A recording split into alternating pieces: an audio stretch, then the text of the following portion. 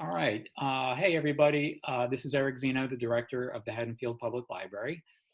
Thanks for watching this session about advice for people beginning gardening. And we're joined today by Jeff Quattrone. Jeff Quattrone is interested in seed libraries around the country and heirloom seeds, and is the founder of, correct me if I'm wrong, Jeff, but the South Jersey Seed Library. Is that No, it's the Library Seed Bank is the name of my project. the Library Seed Bank? Okay, great. So just get us started, Jeff, by telling us a little bit about yourself, your project, and your interest in this topic. Okay, hi. So I grew up with a garden. My family moved from South Philly to Turnersville, New Jersey in 1965, and in 1966, my dad put a garden in our backyard, and it was like 1/3 of our backyard. So I'm accustomed to gardening, but seed saving and growing my own food because I've grown food my whole life. However, seed saving is something that I really piqued my interest in 2013.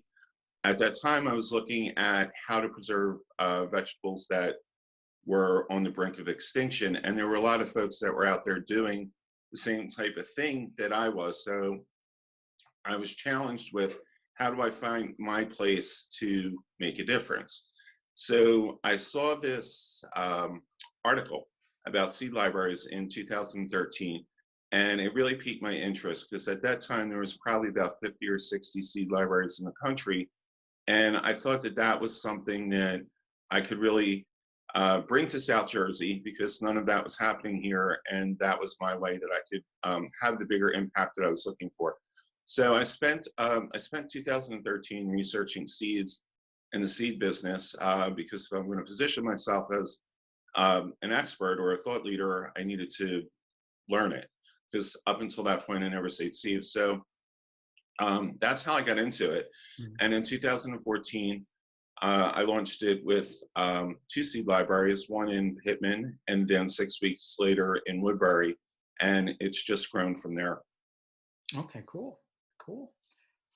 So I think we've got some questions for you to start. And let's see, one question that I have is, okay, so it's about the timing. At the time that we're talking today, it is the 24th of April, and the weather outside this last week hasn't been very spring-like. So that said, I'm wondering, when should we be getting seeds in the ground? Should I've already done this? Is there still time? Well, you should have for the crops that like warmer temperatures, like tomatoes, peppers, eggplants, and yeah, tomatoes, eggplants, and peppers, which a lot of people is mostly what a lot of people grow. The time for starting those seeds really starts towards the end of February into March.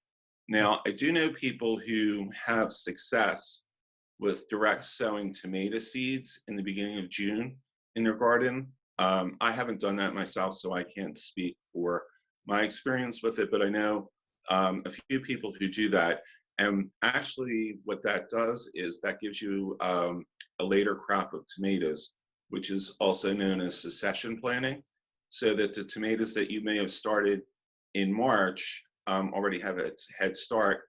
So they're going to ripen in July and August, but the ones that you direct sow in June could be coming in late August into September. So what is really beneficial is to find a planting chart, and Rutgers Extension has these available every year. And what it is it's a chart that lists. It's quite inclusive. It has just about everything on there, and it gives you times for when you should be starting seeds, when you should be planting outside, or whether you should be direct sowing. So my theory, or the way I do it, is I don't plant anything until after May 15th. There's lots of folks who plant around here earlier than that, and you can plant earlier than that, and but you have to look at the type of crop you're planting. Cooler weather crops like lettuces, peas, some types of beans, they can go in now. Radishes will grow because they're quick. But then also a lot of the leafier greens, like lettuce, like mostly lettuces. Some kales are hardy, are heat tolerant, But you'll find that most of the leafy greens are not tolerant of heat. So by the middle of May towards the beginning of June, when it starts getting hot, they bolt, which is known as bolting, and that's when they start producing their seeds. So having a planting chart that you know, like the one that Rutgers does put out is beneficial to planning your harvest. I have a question, both for home gardeners and for seed savers. Could you talk about the difference between hybrid seeds, open pollinated seeds, and heirloom seeds, and what, I guess, people, the advantages and disadvantages of each? Okay, that's a really great question because that's a really good place to start.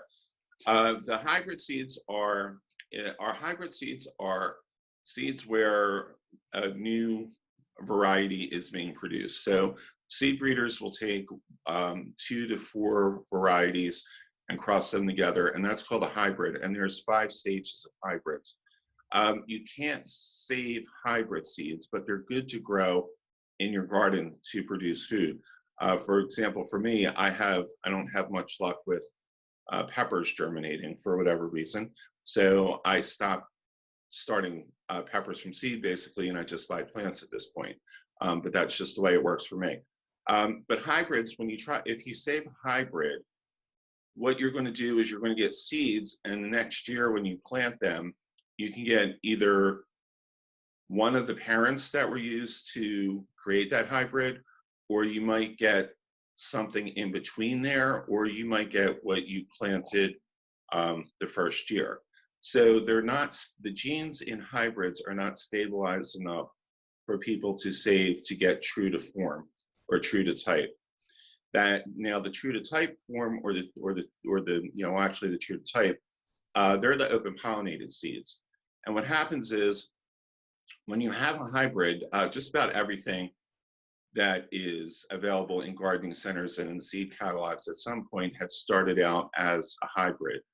We grow very few wild varieties these days. And what happens is over the course of 5 seasons, you start out with a hybrid, and if you breed for certain characteristics like taste or productivity or disease resistance or color, you grow the hybrid and you make selections in that first year for what you're looking for. And then you take the seeds from the selections that you make and you grow them out a second year.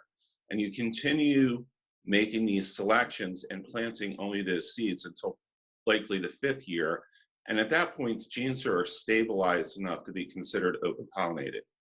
So that's the process of how something gets from a hybrid to open pollinated.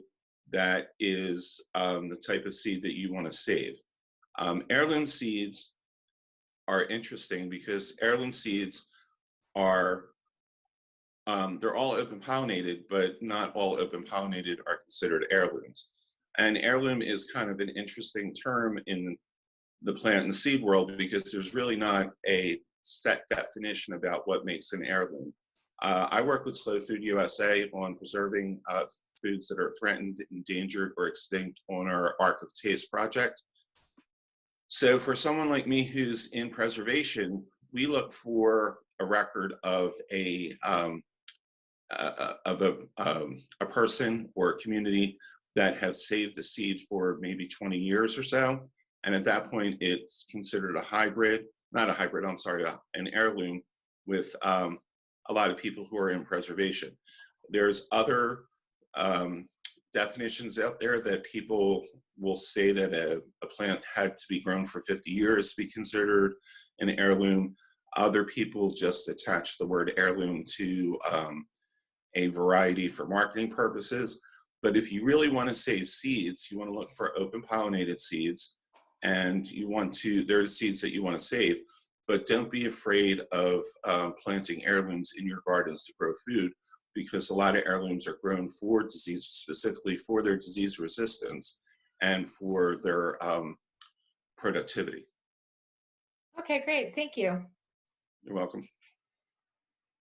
I have a question. As someone new to gardening, I have a small area, so I was going to start seeding and gardening in potted plants in pots on the deck. Is that any different than, for instance, would I approach that differently, or what is the best time, and what's the best way to get the seeds to germinate?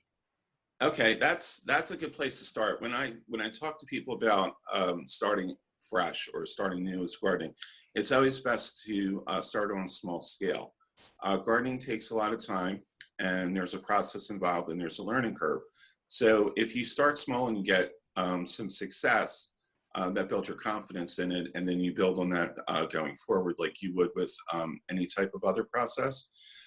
With pots, there are one thing that you have to take into consideration is the height of certain plants.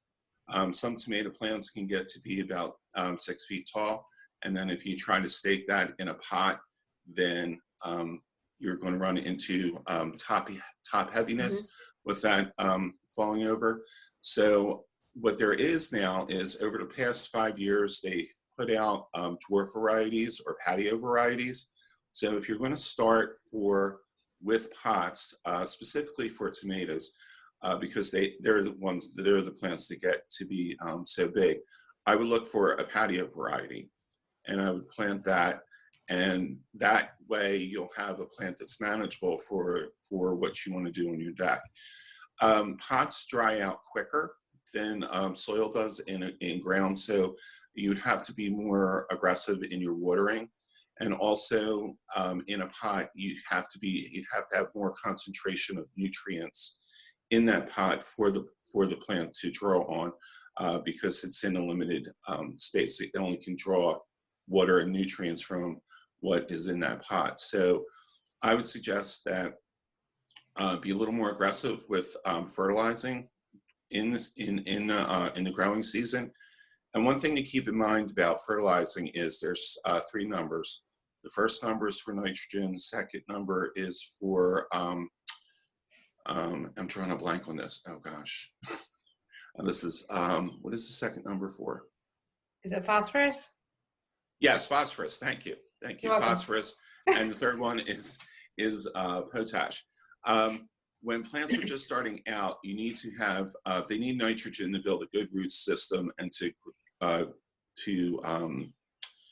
grow good stems and leaves. And then once they start flowering and they're going to start producing fruit, that's when the need for phosphorus increases. So generally what you want to start out with is you want to start out with something that has a higher first number. And then once the blooming season and the production season starts, you want to switch to something that has a higher second number, because they're going to need more phosphorus than they will nitrogen at that point. Jeff, one of the many questions that I have is about choosing the variety of things to grow. So I'm like wondering, to address a wide array of tastes and nutritional benefits if I'm growing food, what's a good strategy or strategies to maximize my enjoyment of this and the self-sufficiency of my growing space?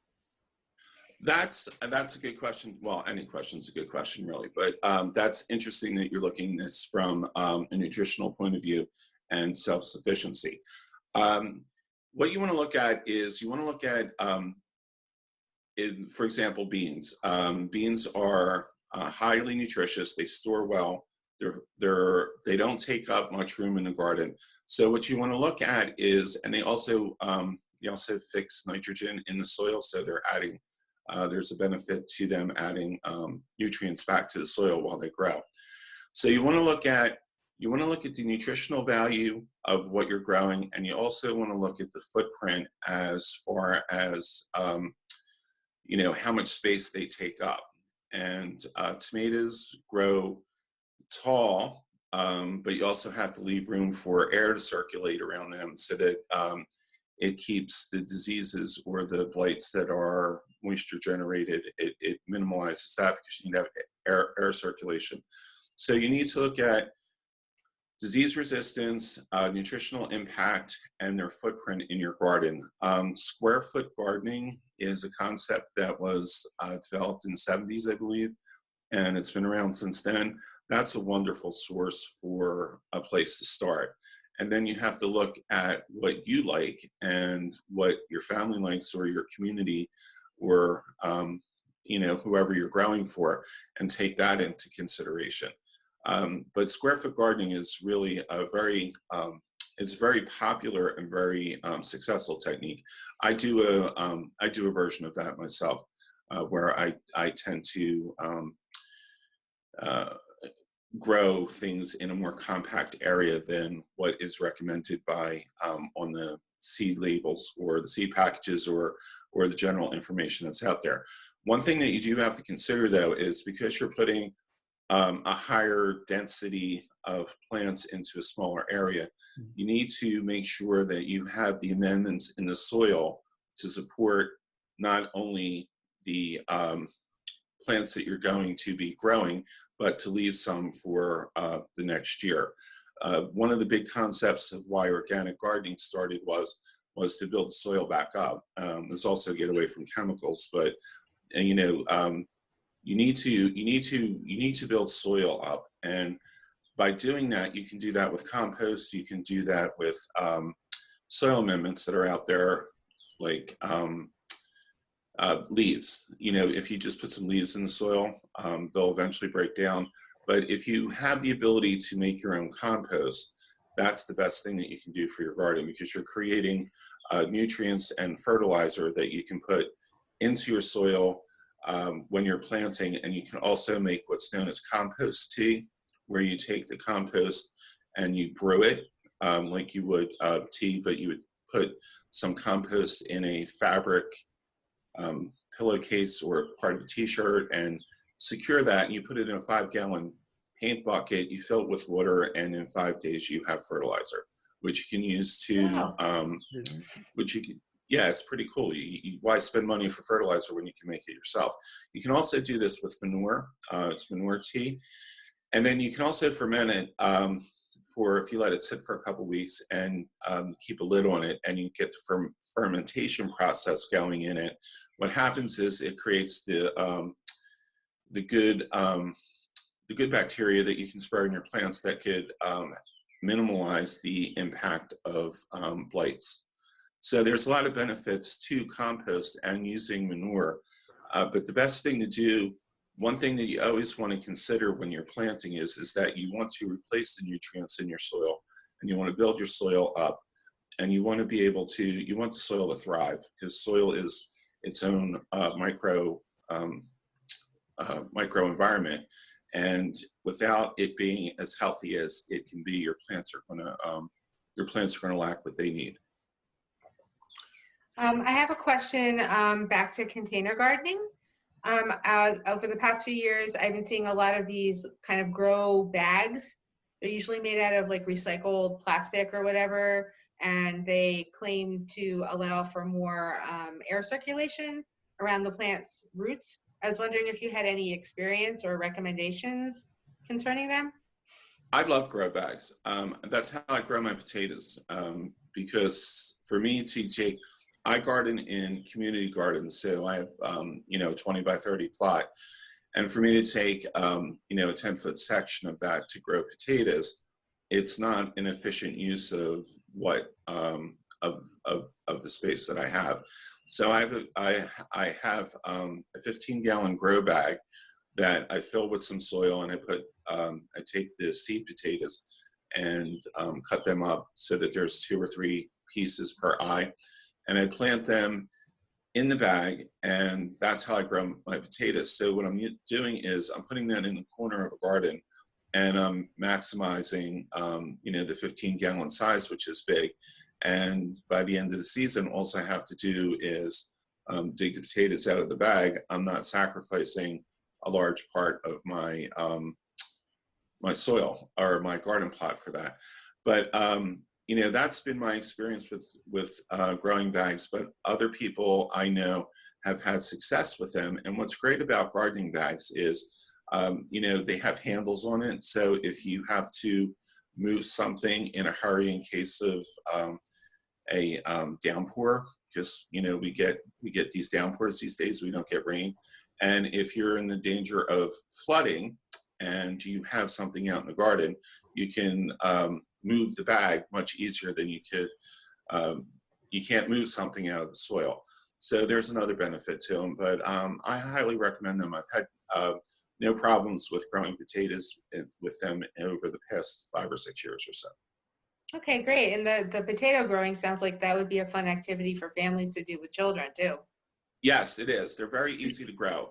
Just to circle back to what I had said, you can take a potato that you buy in the store and you can plant that. Just be aware that some potatoes are sprayed with a chemical that retards sprouting, so you might not get a potato that sprouts. But if you have some potatoes that are starting to sprout, make sure that you cut it up so that there's 2 or 3 eyes per piece, and you sit it out on the counter for about 24 hours to let it dry a little bit, and then you plant that piece instead of planting the whole potato. Because what happens when you plant the whole potato is all the energy that is in that potato to get started is being used by all those pieces, or all the sprouts that are on that potato. So eventually that there's not going to be enough energy there for that potato to germinate the way it should be, and usually they just end up rotting. So potatoes are very easy to grow. There's lots of great colors out there these days, or there's always been colors, but they're starting to find their way into the market. So you can grow purple and blues and reds, and the Yukon Golds have a yellow tint to them. So they're an easy thing to grow, and yes, they're great for kids. Well, going back to beginning gardening, is there any vegetable seeds that you would recommend that might be recommended for a beginner? I know you talked about the patio tomatoes. Any other ones that I might have beginner success? With seeds, Hmm. radishes germinate really quickly, and they're easy to grow. Onions are easy to grow too. I mean, you could get onion sets, the onion sets that you see in stores that have in that kind of bag with that netted bag. You just put them in the soil, let them grow. Look for long day onions if you can. Okay. I don't know if they say that on the actual package, but in this area, long day onions are the type of onions that work here. But let's see, lettuces are pretty easy. I would stay away from beets or carrots unless you can find plants for them. Beets and carrots can be a little difficult to germinate, so you're not going to have the success for them, the immediate success that someone who's just starting out, I think, would need to keep them motivated. Let's see what else. Cucumbers, but cucumbers are in containers are not a good mix. Beans are good. String beans, they germinate rather easily once the soil gets to a decent temperature. So wait until the middle of May before you plant them. But beans germinate pretty quickly, and they're no fuss. So I think you do good with lettuces, any kind of lettuce. It doesn't have to specifically be a romaine. It could be a leaf lettuce. And one other thing that if you can find celery plants do really good in containers. The only thing that I can grow on my patio here or my balcony here is celery. And what happens with celery is you won't get the big stalks that you get commercially, but what you do is you get these large stalks that look like large stalks of parsley, but they have such a concentrated flavor of celery that you don't need to have the big stalk for it to use. And what I do is and this is something to keep in mind for leafy greens too, have a couple of plants so that you take a couple leaves, or with celery, you take a couple stalks from each plant so that you don't take the whole plant at once, that you're taking what you need from a certain amount of plants, and they'll regenerate the leaves or they'll regenerate the stalks, so you have a continual harvest. Thank you. You're welcome. I have a last question from me. It's kind of a two-parter, except that the parts aren't really related, except as maybe how to read the plant.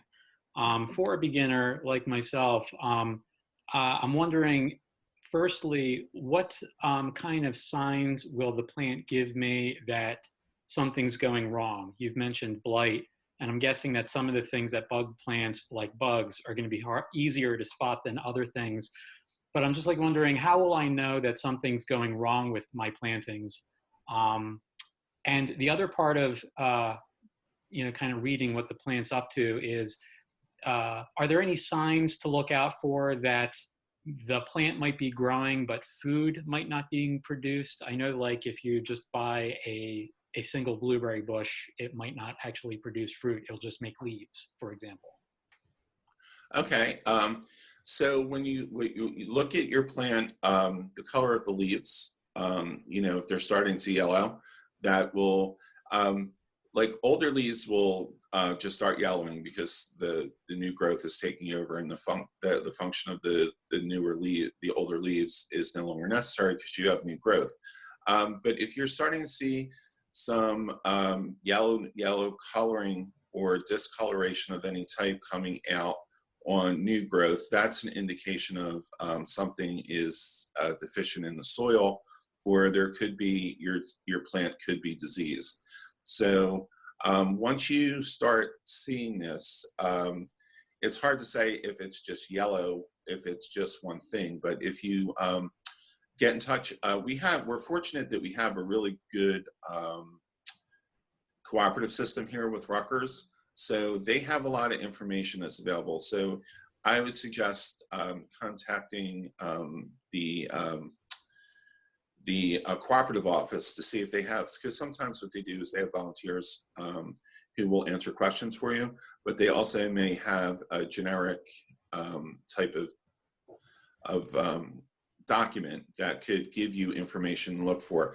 If you can't get in touch, or if they don't have it, then obviously start Googling or go to your library if it's open and start looking for information there. But there is enough information out there where you can start seeing a consistency in the type of information that's being presented that will apply to what color or what is affecting your leaf.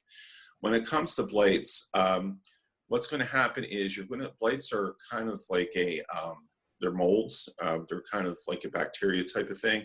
So you'll start seeing some spots on your leaves. Again, then start researching what that spot looks like and what the solution is for it. If your plant is growing spectacularly and you have all this great foliage, but you're not flowering that well, and it's a vegetable plant, that's probably an indication that your soil doesn't have enough phosphorus in it, that is the nutrient that it needs to bloom and produce fruit. You could be heavy on the nitrogen part of that. So that's why you should be aware of what kind of fertilizer you're using and in what stages you're using them, so that you can try to prevent that. But your plant will tell you if it's happy or not. You just have to read it and look for that information on either through the cooperative extension or in a book or somewhere. But Googling, we all know what happens when you Google. There's lots of theories out there, so try to go to trust Rutgers. Excellent, thanks. You're welcome. I'm going to circle back to seed saving. Are there any special requirements as far as light, temperature, humidity, the type of packaging that you would want to put your saved seeds in, things of that nature? Yeah, there's what seeds need to germinate are light and not light. They need heat and moisture. Generally, I keep my seeds in paper envelopes, either, because I do so much with seed saving, I keep the #1 coin envelopes on hand at all times. And you can get #1 coin envelopes at Staples. They're readily available if you really want to start getting into this. Or you can use, letter envelopes or the smaller size envelopes for that. But paper is the preferable choice because it has a little more breathability to it than plastic does. Plastic has a tendency to retain heat and moisture is great when you want to germinate, but when you're saving seeds, that's the last thing you really want, is because it could signal the seeds start germinating, or two, it could trigger some kind of mold. and neither one of them are beneficial when you're saving long term. The ideal combination of temperature and humidity, if you start with the number 100, if you add together the temperature and the humidity in any place that you're saving seeds and it exceeds 100, then you're running into a danger zone of the seeds germinating. I keep most of my seeds in my refrigerator. I put them in small paper envelopes, like I mentioned, number 1 coin envelopes, and I put them in a jar. I seal that and I put it in the refrigerator, or in my produce keeper has more seeds than produce. But you're pretty safe keeping things in a refrigerator. That's a good option. If you have a garage where you can keep things, you could just make sure that they're in a package that a mouse can't get into, a garage or a cool place in a cellar. But it's important. The humidity is the important part of that. It is, you can't, the lower the temperature goes, the longer you may be able to save your seeds. So if you have a place that gets excessively cold, that's not as bad as a place that gets excessively hot. So basically keep in mind that paper is the ideal choice. You want to find a place that has a lower temperature and lower humidity combination. Refrigerators are probably the best place, and as dark a place as possible, because some seeds need light to germinate. So if your packaging isn't the best that it could be, if it is not optimal, then some light can trigger, can potentially trigger germination. And along those lines, seeds do have a shelf life. 5 years is probably a baseline for most seeds. After 5 years, your germination rate is really going to drop dramatically. So if you're saving seeds, try to grow them out within 5 years.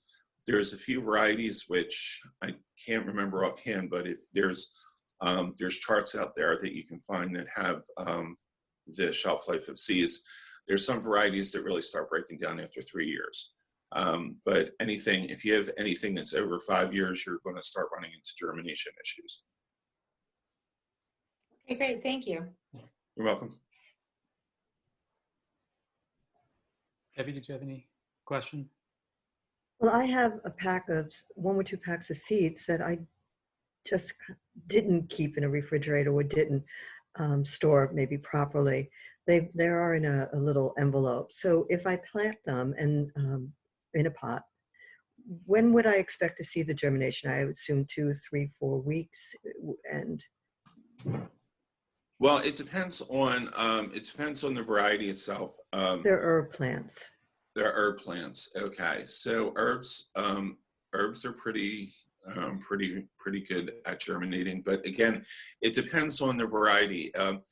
Are they in a package? Are they in a commercial package, or are they in a Commercial package? Yes. Mm-hmm. Okay, the commercial package should tell you what the span of time is for germination. Mm-hmm. Okay. That information should be on the package. What I was talking about were optimal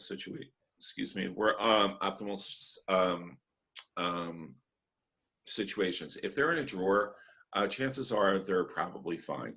Okay. Don't worry too much about that. There is a germination test that you can do, just in general. If you take, say you take 5 seeds and you put them in a damp paper towel, put them in a Ziploc bag, and put them someplace warm. See if your seeds germinate, and if you have 5 seeds and 3 of them germinate, that will give you a rough percentage of your germination rate. Yeah. Thank you. You're welcome. Anybody have any final questions for Jeff? I think I'm good, except for I wasn't sure if we were going to talk about how during this interesting time that we find ourselves in, about getting seeds to people who may want them. Excuse me. One thing that I'm concerned about is, since there was when this all broke, it was just as people were gearing up for the gardening season, and seed companies base their stock on previous years. And as we all know, no one can predict a pandemic. It just happens. It has its own agenda. So when this hit, and there was all of a sudden, supply, people started realizing supply lines are a lot more complex than they may have thought of in the beginning, and people want to stock up on food, and the shortages in supermarkets in there. That spurred a lot of people to start thinking about securing their own food, which is known as food sovereignty. And a lot of seed libraries rely on donations from seed companies at the end of the year for what the seeds that they can't sell. My concern is that in 2021, seed donations from seed companies may be minimal because they may not have seeds left. So that's just something to start thinking about going forward, looking at the stock that you have in your seed library, and how you could figure out the maximum way of supplying your patrons for what the stock that you have. And this is also a good opportunity to encourage people to start saving more seeds because of this type of situation. Because, if this is going to go in waves the way the Spanish flu pandemic did in the early 1900s, then we potentially may run into these same issues. So that's just a caution I would say for stocking and for controlling the amount of seeds that you have. For safe handling, we're going to have to rely on the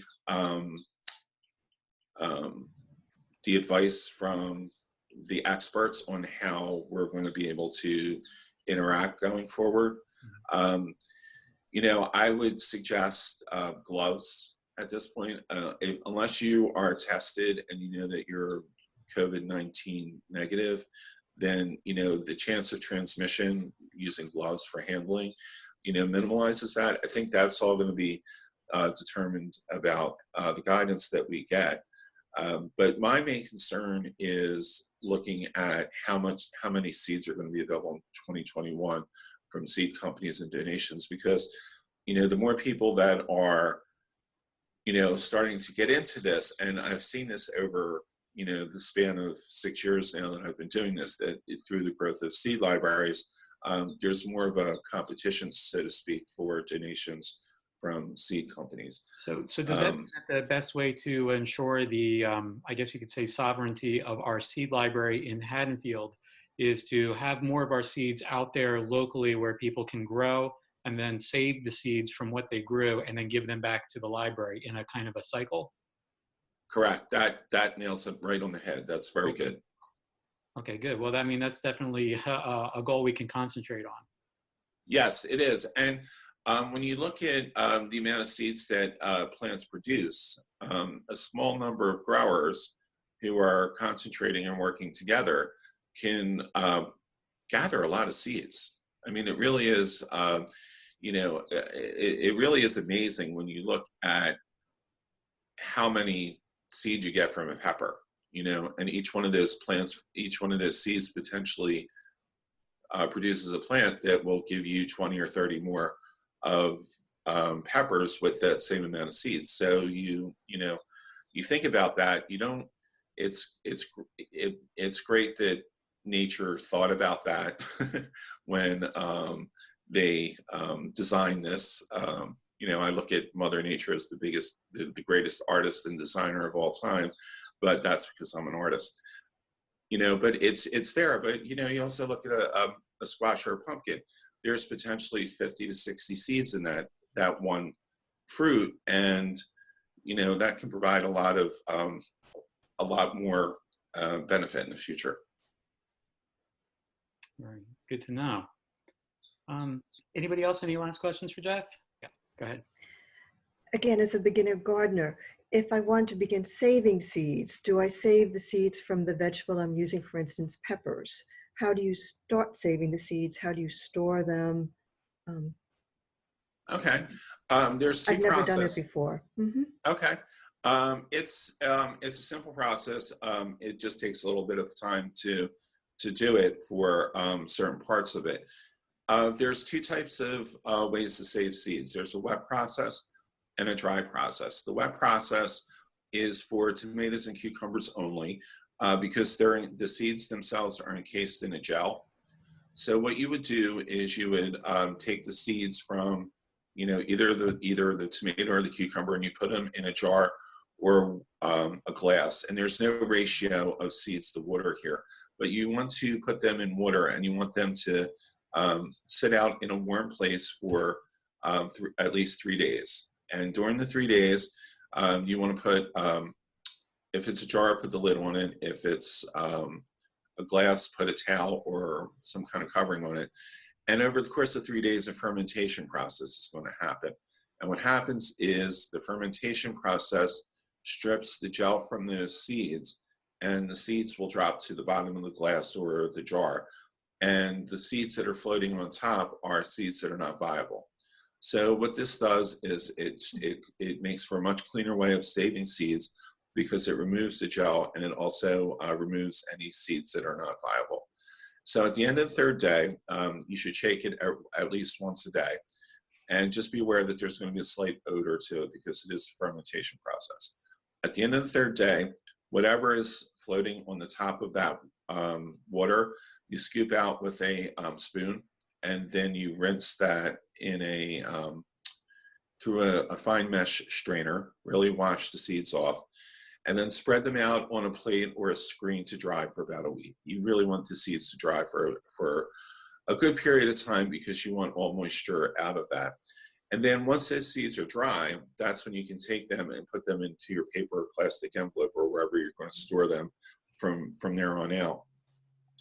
The dry process is for plants that are like leafy greens will shoot up. They bolt, which is known as bolt, and they'll shoot up stems that have flowers on them, and they're really quite stunning. I mean, if some lettuce plants, when they bolt, are just really beautiful. It'd be great to use these in landscaping. And if it has a flower head on it, or if it's like a bean or a pea where it's encased in a pod, you would let for the flowering plants, what you need to do is you need to bag it.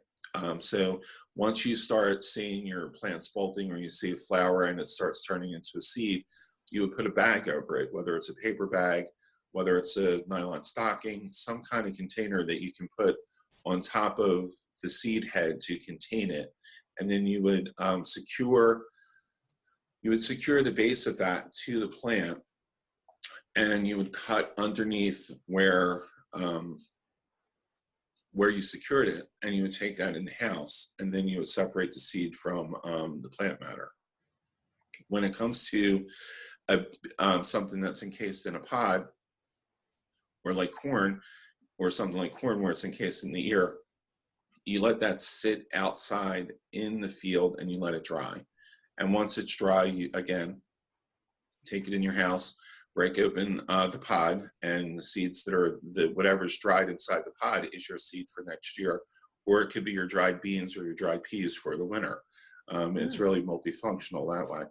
And then the corn, same thing. If you want to dry corn for storing for cornmeal, which I've done, believe it or not, it's actually kind of cool to pull some corn in from your, not a lot, you don't get a lot obviously, but you get it in, you put it in a high capacity blender, and you have fresh cornmeal, which makes the best, cornbread or pancakes in the world, because you're milling your corn in your kitchen, and you grew it, and it tastes great because you're like, yes, I did it. This is really cool that I can do this. But if you think about these on a larger scale, this is, again, getting back to food sovereignty. This is ways you can secure your own food on the scale that you can do it in, and within the time and constraints of what you can do. But the dry process is basically letting things dry out in nature, and bringing it in and removing the plant matter from it. It's just the plants that have seed heads on it, you have to bag it so that once the seeds start drying, they don't reseed themselves into the garden, and that you capture as many seeds as you want. That's great. Thank you. You're welcome. Jeff, listen, I want to thank you so much for spending an afternoon with us. This was extremely informative. And we look forward to getting another chance to speak and interact with you again in the future. Great, thank you. I'm looking forward to it, and I'm looking forward to working together in the future. It's going to be great. Absolutely. Good luck with your endeavors, and we'll keep you posted on what we're up to. All right, thank you. All right. Have a Great, good thanks, Jeff. Thank you. Bye. It's nice meeting you Bye-bye. all. Bye-bye. Bye-bye.